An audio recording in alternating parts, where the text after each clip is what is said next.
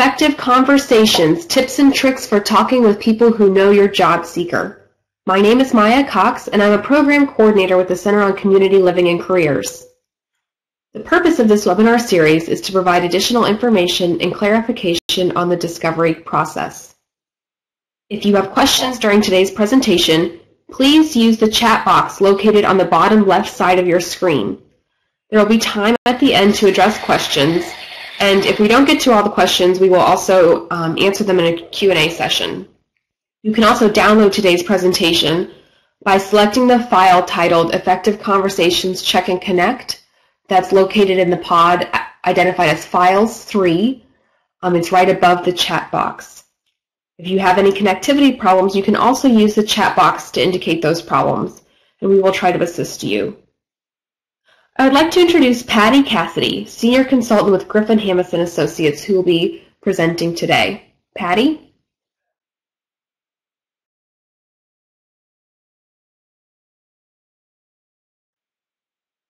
Hello. Thank you very much. I'm glad to be here today to talk a bit about those effective conversations that help us get to know more about the job seekers that we represent and that we're working with. I think that Excuse me, Patty. Yeah. Excuse me, Patty. I'm having a little trouble hearing you. It's very faint. I don't know if you can speak more directly into your microphone.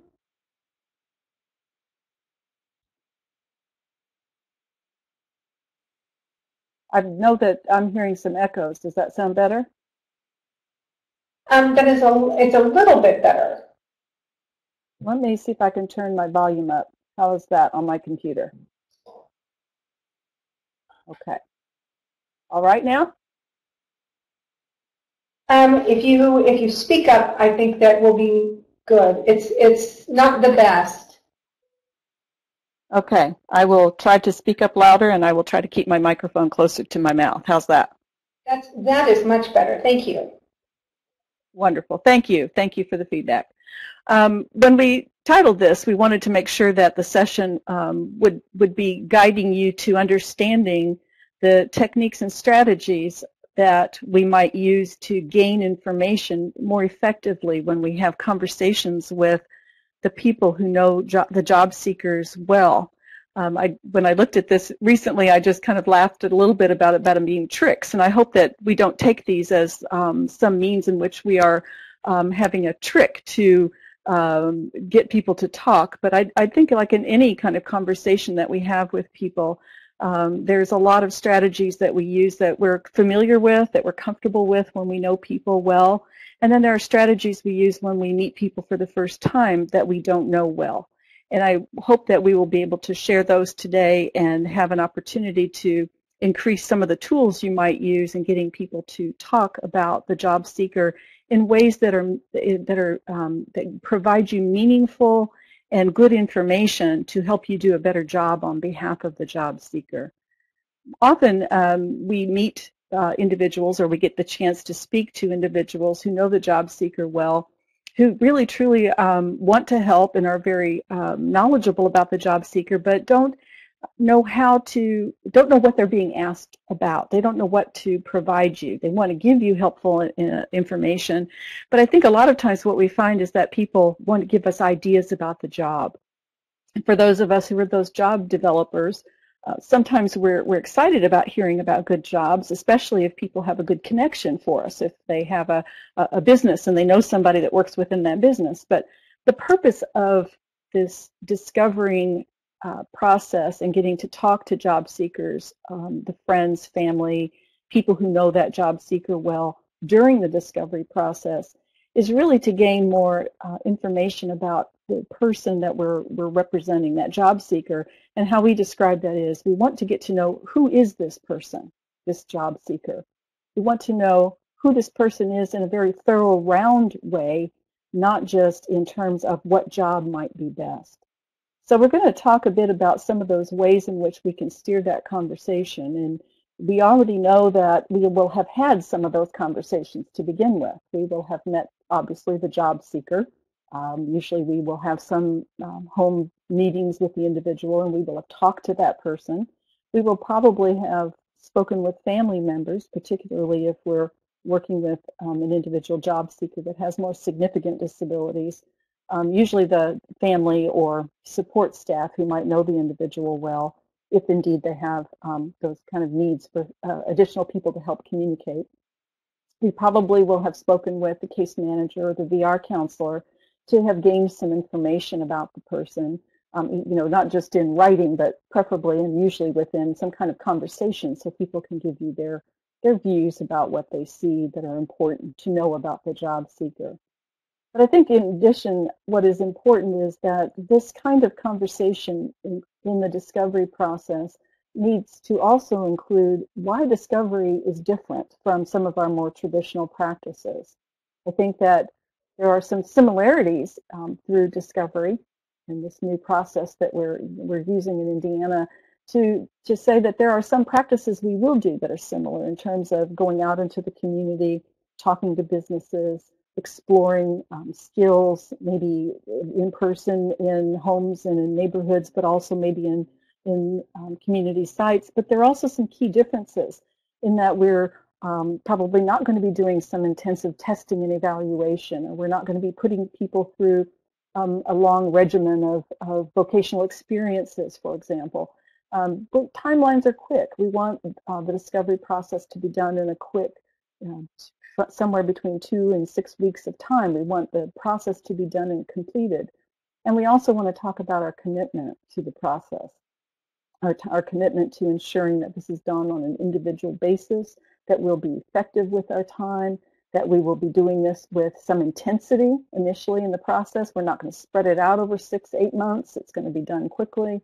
So to even begin the conversation, we have to share a bit that the discovery process is going to be different from maybe what people have experienced in the past.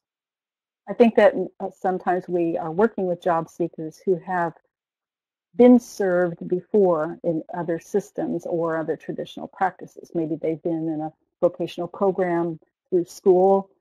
Maybe they have already been placed in employment before and are looking for their second job. Maybe they have been served in a day center or sheltered workshop, and they need to clearly understand how discovery might be different. So we will have done this already with the job seeker family and other individuals. I think that the idea behind the discovery is that we need to explain that it's the first step in the employment process, and often people want to jump to the job quickly. And we know that if we do that, we often help place people quickly in jobs, but we often don't see job retention or job satisfaction if we do it too quickly. So we want to explain not only to the job seeker, but also to the individuals who know that person well, before we even start those effective conversations and interviews with people, that we have some very distinct stages of discovery.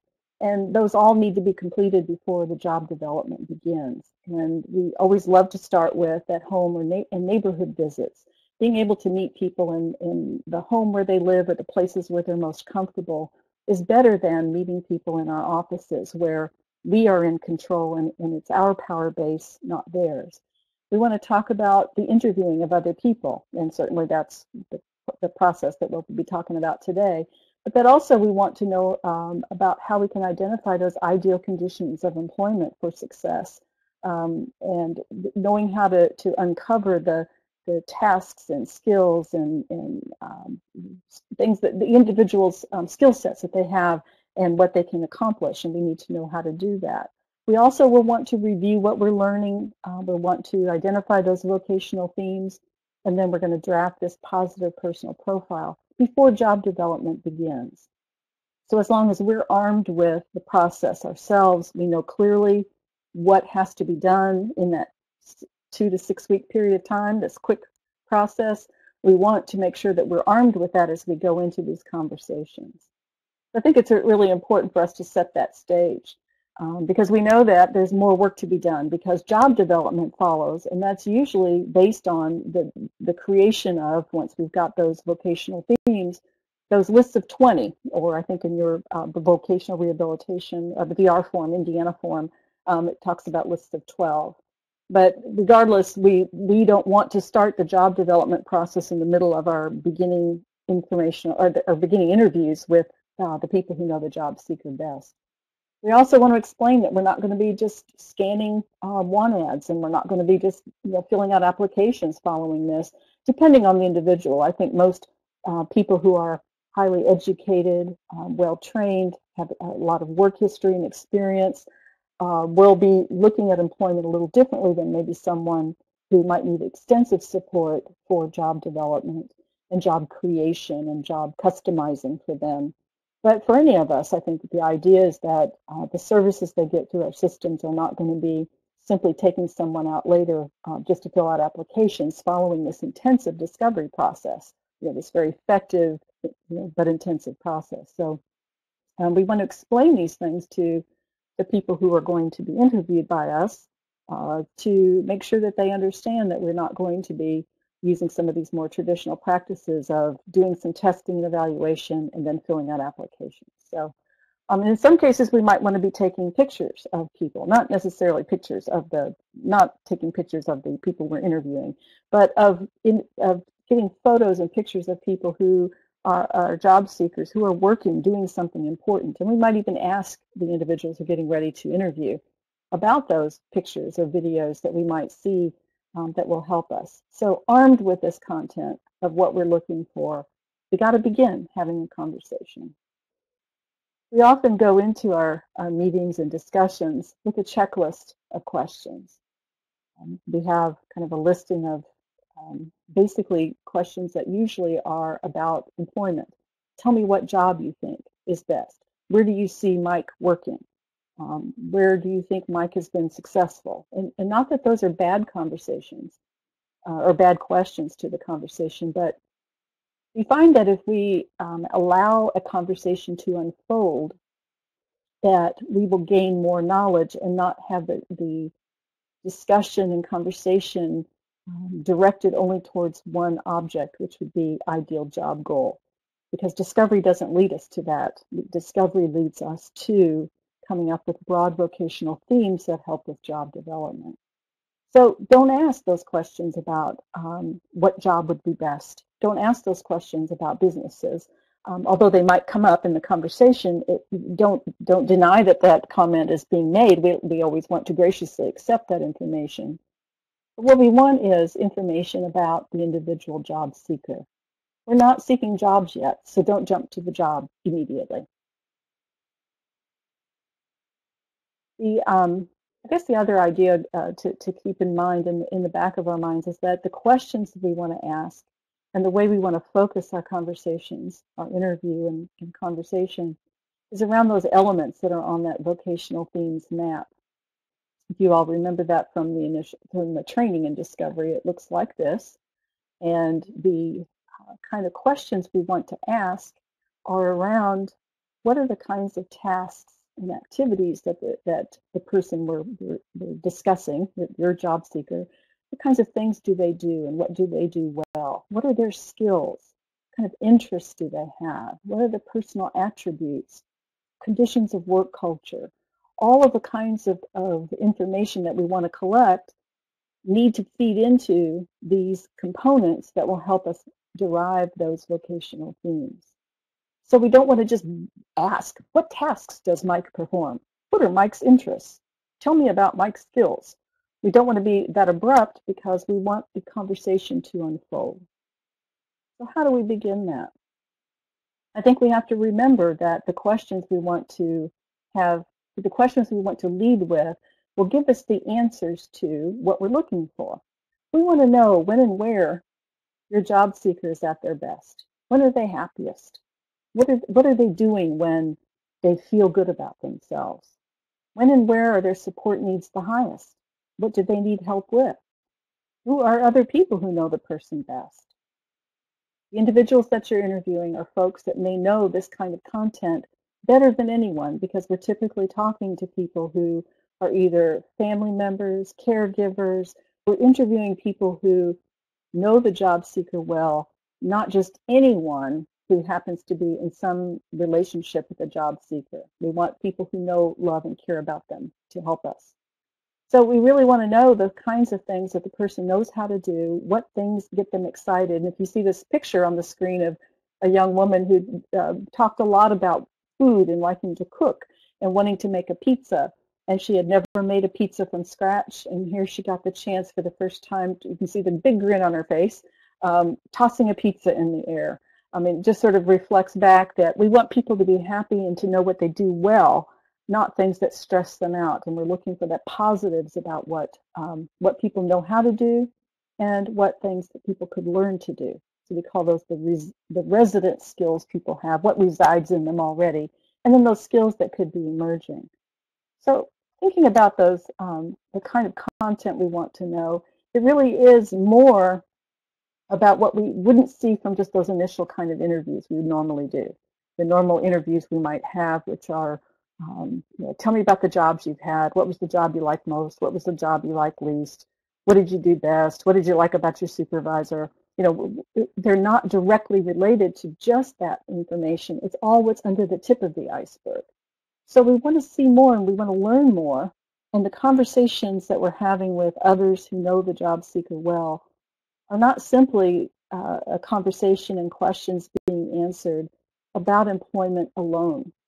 We want them to help us fill in the other areas of those 6 fingers that come into the vocational themes. We want them to help us be able to determine places where we might go with the job seeker to observe some of those skills and tasks they already know how to do. We want to know from the individual people we're interviewing the kind of ways in which we can maybe figure out what they know how to do and what they choose to do versus what is assigned or required for people to do. We often hear that people are very interested in doing a particular task. We often hear shredding. He's crazy about shredding, and often that is because that's one of the only things the person has been offered to do. So we want to know how to find this information and where some of the limitations of their experience might be, or where they have been guided into certain experiences. So that's what we're attempting to learn through some of those questions. So how do we get started? And I guess that we want to know who are people who know the individual well. The idea behind this is usually we have family members involved, or husbands and parents, husbands, wives, brothers, sisters, and they might be already part of the interviewing that we do in the home visit. If we do a home visit and the job seeker's there and has those family members present, you will probably be doing these same exact kinds of questions we'll be talking about, holding this conversation and beginning that conversation. But if they're not present, you are going to have to find out from the job seeker and others who might know them well, who are other people who know them, who can add texture, who can add context about the person. But we do need to gain permission. So the job seeker needs to the job seeker needs to be asked, who can we talk with, and do I have your permission? And generally, we use a written a permission form, unless the job seeker is with us, of course. I think it's important for us to plan what we want to ask and plan about how we go about conducting ourselves during the discussion. So there are things that we want to think about in terms of the individual's personality, the type, how they learn best, how they communicate, skills that they have, likes and dislikes, things that are unconditional that have to be in place for the person to be successful, and other people that they may know. So we are walking into this conversation looking for a huge amount of information. And I guess what we need to understand is that it hardly ever happens all in one conversation. That it is okay to consider that you're going to start a conversation with probably a stranger, someone who you don't know well, who don't know you, and they're being asked questions that they may not have been asked before, and that you're going to be establishing a relationship with this person, at least for the time being, maybe over several phone calls. Or you might be establishing maybe a more long-term relationship if they continue to assist with the employment development process. So we're getting started by finding out who those people are. And generally, they're going to be people who either are family members, friends, personal relationships, or they can also be paid relationships that are individuals who have known and worked with the person over a long period of time. It's not necessary that you have to have a person who's a paid worker, have worked with them for years and years and years, but generally if somebody's only known them for a month or two, known the job seeker for only a month or two, they probably will not have as much depth and context as you might seek. But it doesn't hurt as long as the individual job seeker thinks that they're the person that they would like for you to speak with. So that's okay.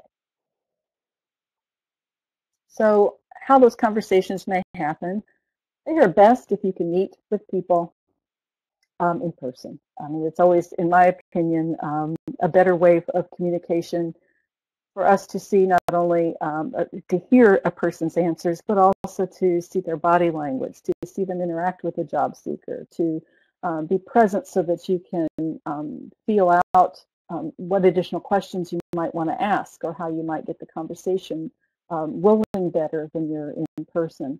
But often they have to happen over the phone or by email.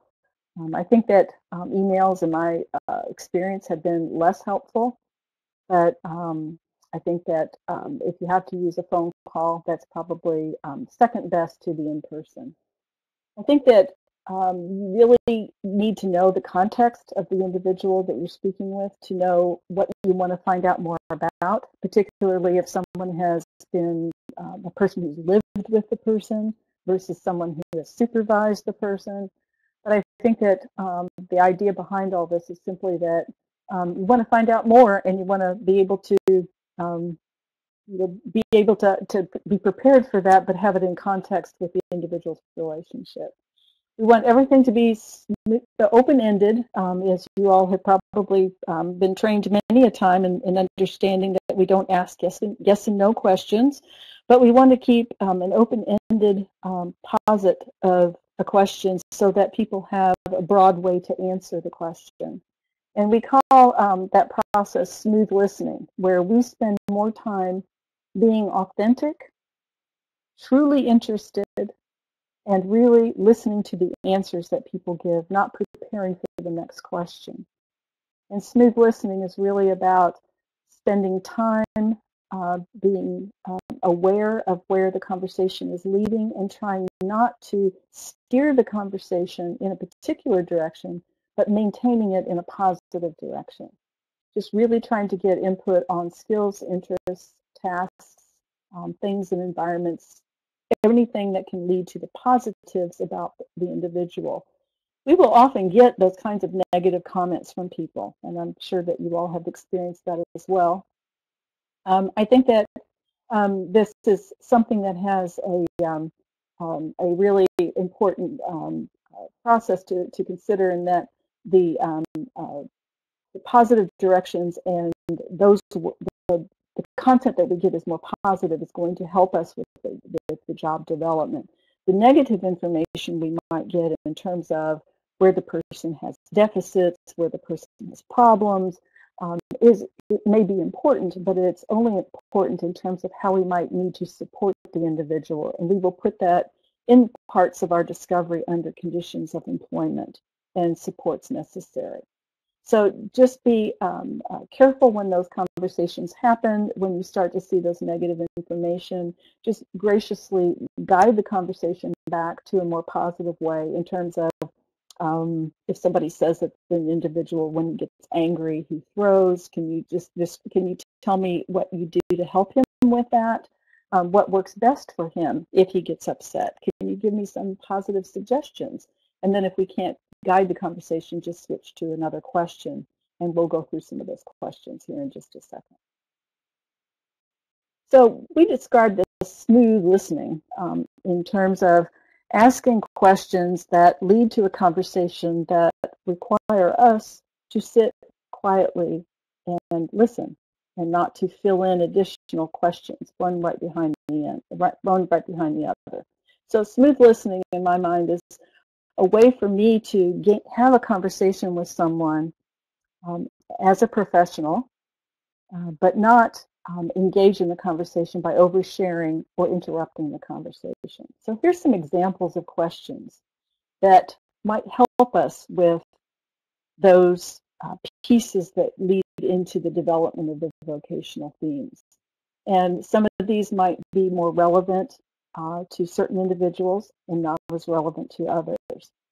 This discovery in Indiana is not just for people who have the most significant disabilities, but they are relevant to those people who do have very significant or profound disabilities. So in terms of individuals who may have limited life experiences and skills, we might be asking questions about chores at home and tasks because we're looking for skills that individuals may demonstrate. It doesn't mean if someone cleans that cleaning is a job goal or that cleaning is a vocational theme, but we can learn from the skills that the individual has in terms of identifying products or being able to identify or clarify minute details. We can look for other kinds of skill sets.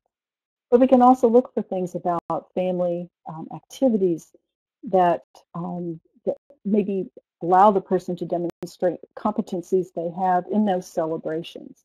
We might be able to think about or have questions that help about influences in the family, which will help guide to other people that the individual may know well. We might think about questions that say, tell me about how you have helped your son or daughter or your family member learn something new. So these are kinds of questions that lead with tell me about, and they're actually not a question.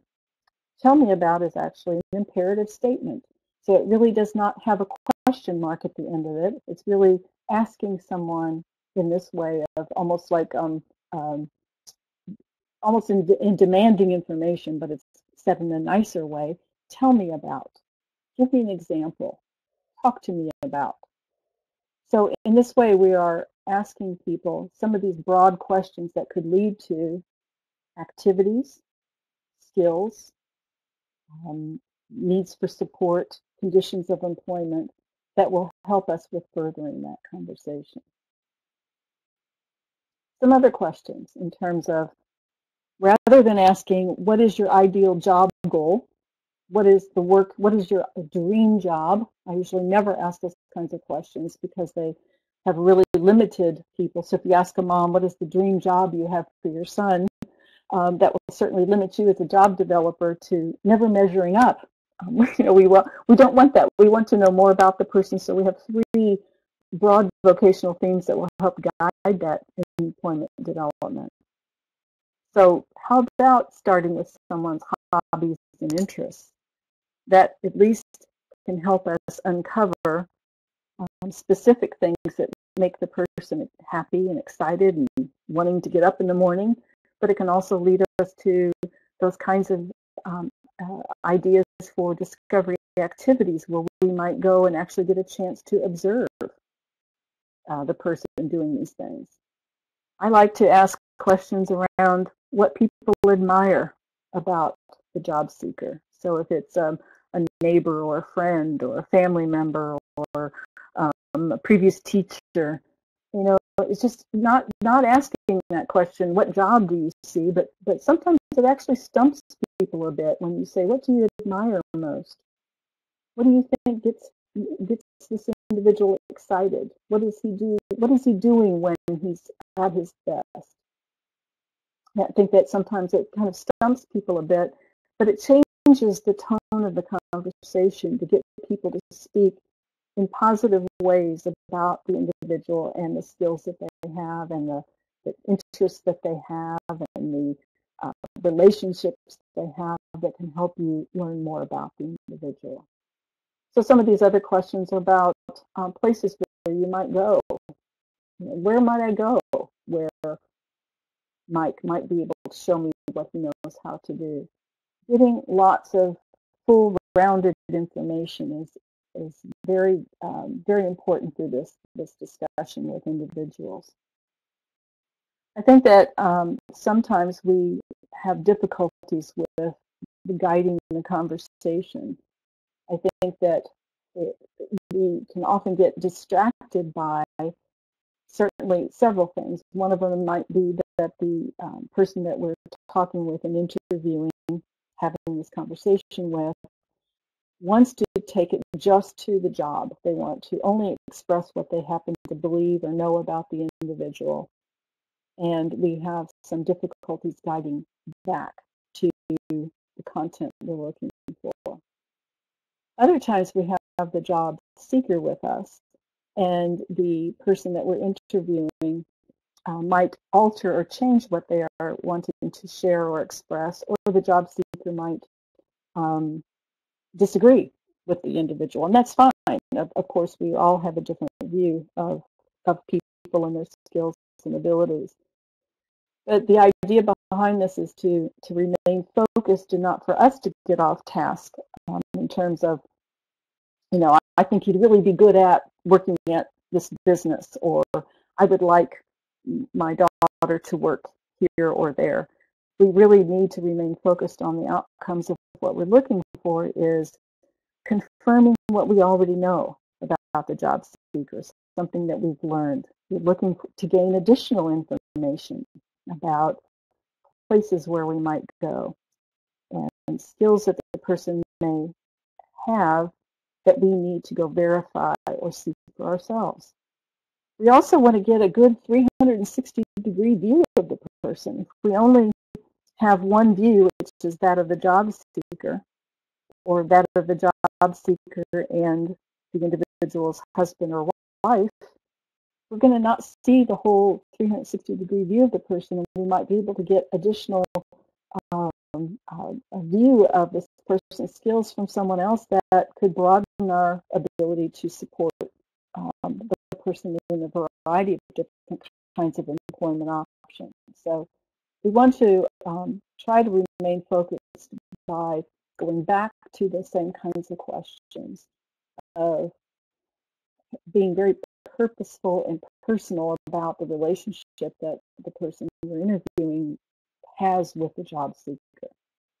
So what did you know about, in this circumstance on this slide, what do you know about Joe and how did he learn that task? Where can we go and see Joe do these things you're describing? And being able to ask for photos, pictures, environments that we might explore is really the crux of the matter, and we're not looking for job leads at this point. We might also ask, would you be willing to be part of the team so that when we do get to the point of completing this discovery process, will you be able to help us with some of those job leads or ideas or thoughts? We'd love to hear those things. At this point, we're not ready to start the job development. I think if there is prior employment, we certainly can add to the conversation, but do not limit your conversation only to the prior employment pieces. As we described earlier, we want to know who is this person. And for many of the individuals we work with who have had no work history or limited work history, it is often very empty, and we don't have enough content. But for many people, we do have who do have some experience. There's a lot to learn from that. But again, do not only focus your conversation on those pieces, and be sure to include those other questions we just saw on the slide earlier. So at what parts of the job did the individual excel?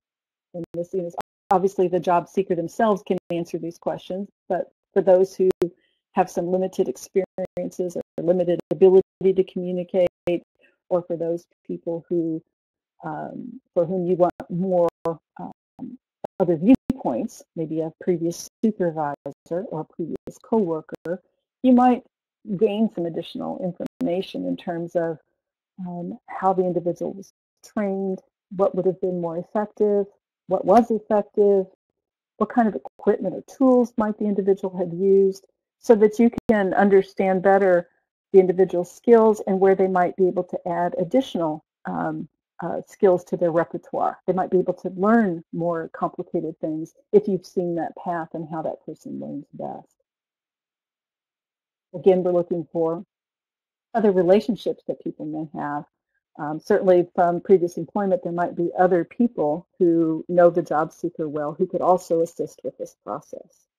So any of these kinds of questions that gain an open-ended, that have questions like where, which, how, what, open-ended questions, not things that lead to yes or no answers, can certainly help with the discussion.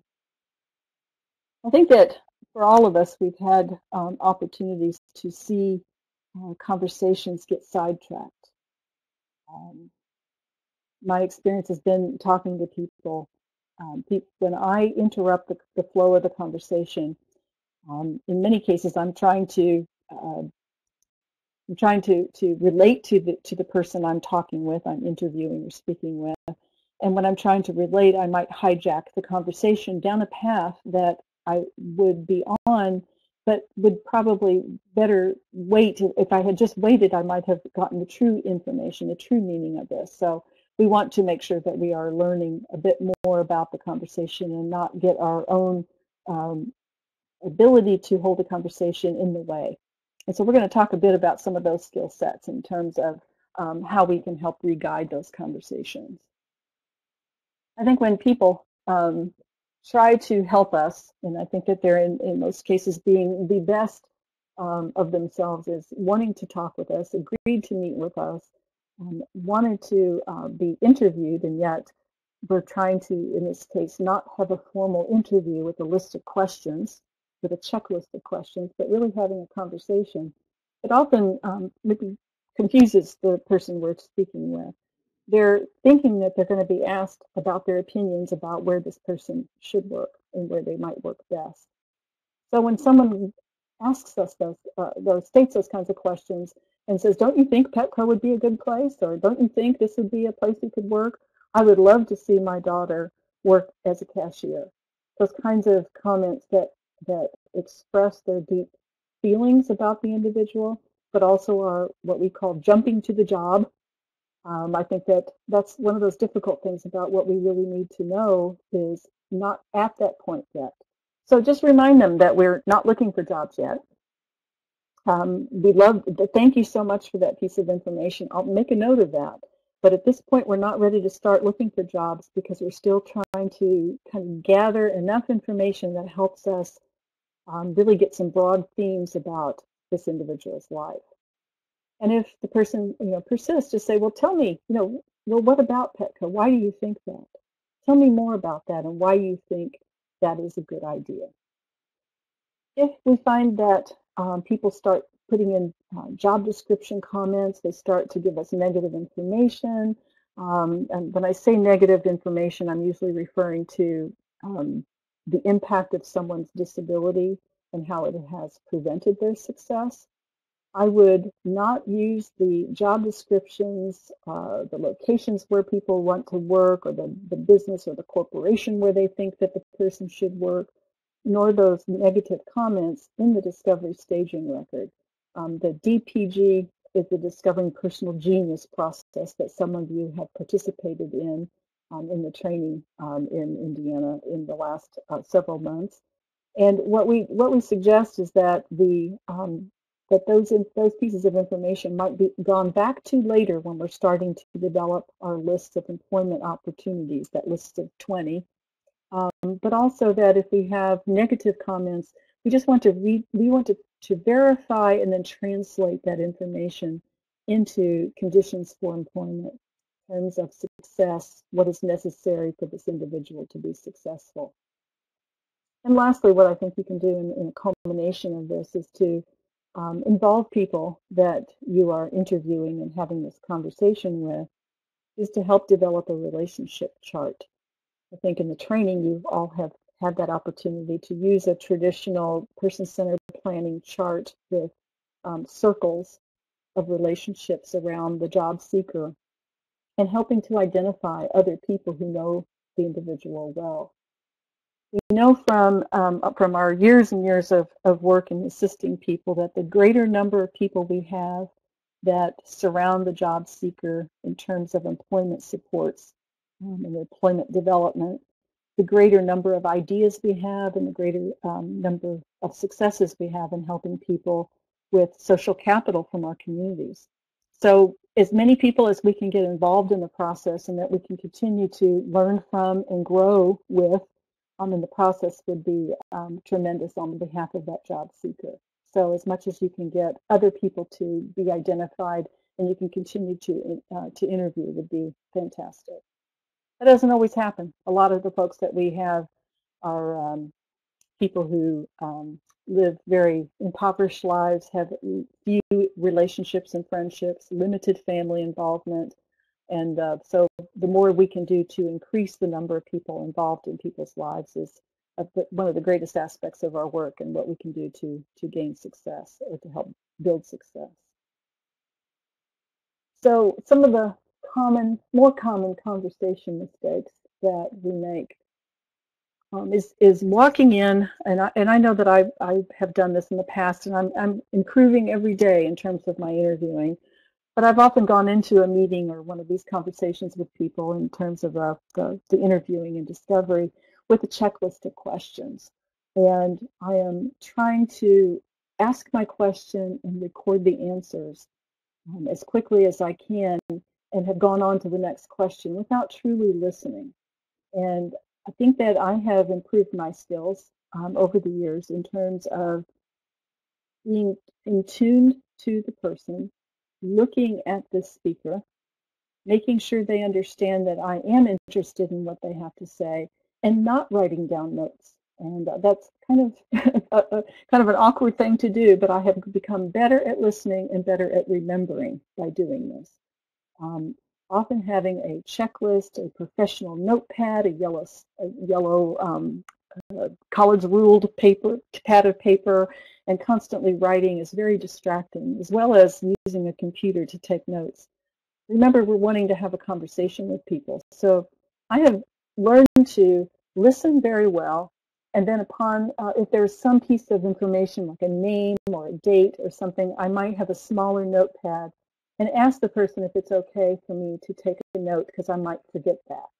But generally, I keep that information, and then after the end of the meeting, I leave and I go out to my car, and then I write down my notes as quickly as possible. I think it's important that we actually become better listeners, and it does take practice. I think that another thing we often do is spend time in the conversation being excited by maybe something that you have in common or something that you're learning, or in some cases it could be that we don't pause enough, that we take a pause in the conversation to mean that we have done something wrong, and so we abruptly change the question or abruptly change the topic, or randomly come up with the next question that had nothing to do with the previous question. So spending time really thinking about your conversation is one where we allow the pauses to happen to allow the person to fill in that space, give them time to think. We want to have a conversation where you are also participating and commenting on the remarks made by the by the person that you're interviewing. We've all been trained, I think, professionals, that we don't share anything personal. We keep it on a professional basis. And I'm not suggesting we don't remain professional. But what we need to do is we need to have the opportunity to clarify something, to share your own interest in something similar, to relate to the person you're speaking with, in order for that conversation to move more smoothly forward, but also to engage that person with the belief that you're truly listening to them. So another thing is about the interrupting people, and I also have been guilty of this, I know, in terms of a person is in the middle of a conversation. I've asked a question, or I have stated something like, tell me about what you know of Joe's talent in whatever it might be, woodworking. And in the middle of that, I might interrupt with another question before the person gets a chance to finish the first question I've asked. So I think that we have to be very careful about realizing that we don't have to have it all happen in this one conversation, that if the time is going past more quickly than you intended, the person is still speaking, it's okay to say, I know I only asked for about a minute, so, excuse me, I only asked for about 15 or 20 minutes, so if time is up, do you have more time to go on? So just really allowing people to speak, and try not to force the dynamic, try not to make people move more quickly. So I think it's very important that we perfect our speaking skills in that regard. And I think some of the hints that we have to share with you are certainly preparing for our process. We really want to prepare for the conversation by gathering some of those tell me about questions, really making sure that we're asking people to tell us about things that they know, not telling them what you want to hear. So prepare your notes, be familiar with them, and then toss them. Really, I think what this comes down to is that, of course, you're probably going to need some cheat sheets for a while, but you'll get better with practice and have more experience. You'll learn how to have that conversation. You'll learn how to be able to remove that clinical hat that we all wear as employment staff, and vocational evaluation hat, and really just have a conversation and learn about that the power of the pause, to literally sit and wait for someone else to continue the conversation. I think, and lastly, I think that we want to provide some comment feedback. Really, isn't that nice? Can you tell me more about that? But not to go through that interrogation method of, I didn't get my last question answered. I didn't get to ask that question about whatever it might be. Being calm, being aware that you can come back later, even if it's just a phone call. I forgot to ask you one more thing. Or realizing that sometimes it takes the establishment of a relationship, particularly with people who are important to the job seeker in their family or their relationships, that we need to have some opportunities to come back and ask additional questions. So the results of our effective conversations in discovery, those interviews, and we use that term conversations, is we want to be able to gain the kind of positive information that can be added to the discovery process. And that it's not that we want to ignore or cover over difficulties that the person faces in terms of employment. Thank you very much, Patty. We have a few questions. Those difficulties. And folks, if you have additional questions that you're thinking of, please type them in the chat box as I ask Patty. Patty, the first question I have is, what are DPG activities? Well, in the materials that we use through Griffin Hammis and Associates, our discovery process is, we define ours as the Discovering Personal Genius. So DPG stands for Discovering Personal Genius. And those activities are what we describe them, and I wish I had a different word for that. In our field, we have day activities, and we have, the term activity is kind of laden with some congregate concepts. But what we mean by that, it's the doing of things in the community. It's going to places where it makes sense for the job seeker to show us what they already know how to do, and to do things where the job seekers can show us what things they might want to learn in novel situations. So in terms of the woman I had the picture of who was tossing a pizza, she had an expressed interest in cooking, and she likes to cook, and we've seen her do some things cooking in her own home, making meals she's already familiar with. In this circumstance, she went to a place where she was making a pizza, something new and novel to her, something she had not done before in someone else's kitchen. So activities are not going and observing someone else do something like a job shadow. Discovery activities are actually where the individual job seeker is doing something and is engaged in it, in that activity.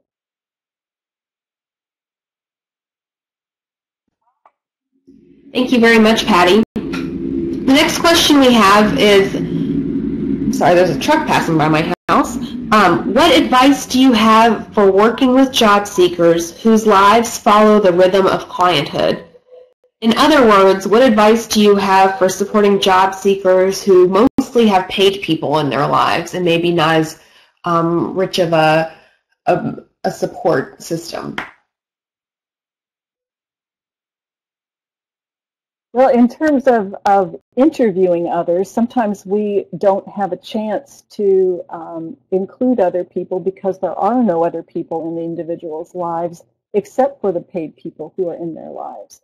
So in terms of the interviewing process, sometimes we have to include those people who know the person well and best and who have expressed some interest and care, maybe even more than just a paid relationship, but maybe a little extra like hearing, a stronger relationship in those people's lives. However, in terms of discovery, in the broader sense, not just the conversational piece or the interviews piece, I think it's very important for us as we start to uncover the interests and skills and tasks that job seekers have, that we start to introduce people to typical citizens in our community who share those same kinds of emerging vocational themes, those same emerging talents and skills and tasks, and start to invite them to be part of the individual's life in terms of this job development. So we often talk about a job development support team, a employment development team around each job seeker that is more than just the paid person who's involved in that person's life. So, for example, if we use the gentleman who does woodworking, and he's done some small pieces of putting together birdhouses, and maybe he's made a wooden shelf. We might want to go into the community and find other people who do woodworking. It could be a neighbor or friend of our own, or it could be someone that's on our board, or it could be a person who advertises about making woodworking products.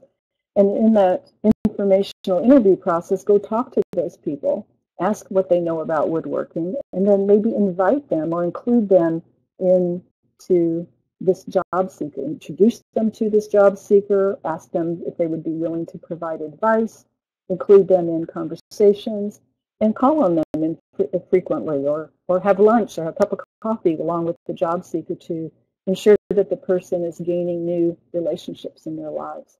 It certainly makes life richer. It also makes the employment process much more successful. I think that's what I would do. Particularly with those folks that don't have anybody in their lives but the paid life. Thank you very much, Patty. So those are all of the questions that I've recorded. Does anyone have any last questions for Patty? We have just a couple minutes left.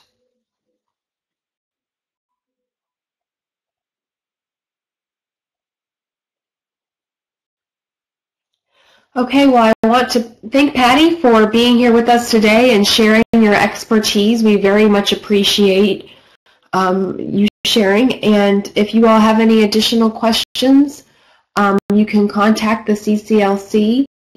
My email address is Maya, M-A-Y-A, Cox, C-O-X, @indiana.edu. Thank you much.